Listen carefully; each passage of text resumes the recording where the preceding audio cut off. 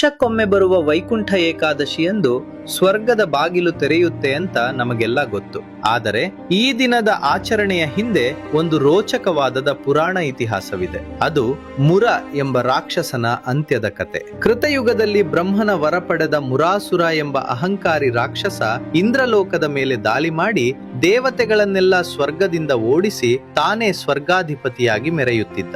ದಿಕ್ಕುತೋಚದ ಇಂದ್ರ ಮತ್ತು ದೇವತೆಗಳು ಕ್ಷೀರಸಾಗರದಲ್ಲಿದ್ದ ಶ್ರೀಮನ್ ನಾರಾಯಣನ ಬಳಿ ಹೋಗಿ ತಮ್ಮ ಕಷ್ಟವನ್ನು ಹೇಳಿಕೊಂಡು ರಕ್ಷಿಸುವಂತೆ ಬೇಡಿಕೊಂಡರು.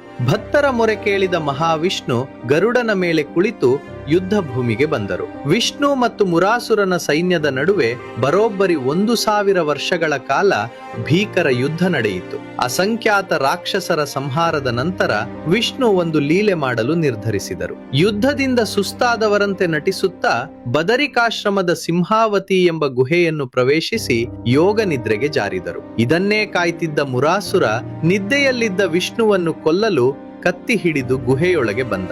ಇನ್ನೇನು ಕತ್ತಿ ಬೀಸಬೇಕು ಎನ್ನುವಷ್ಟರಲ್ಲಿ ಒಂದು ಪವಾಡ ನಡೆಯಿತು. ವಿಷ್ಣುವಿನ ದೇಹದಿಂದಲೇ ಅವರ 11 ಇಂದ್ರಿಯಗಳ ಶಕ್ತಿಯಿಂದ ಒಬ್ಬ ಅದ್ಭುತವಾದ ತೇಜಸ್ವಿ ದೇವತೆ ಪ್ರಕಟವಾದಳು.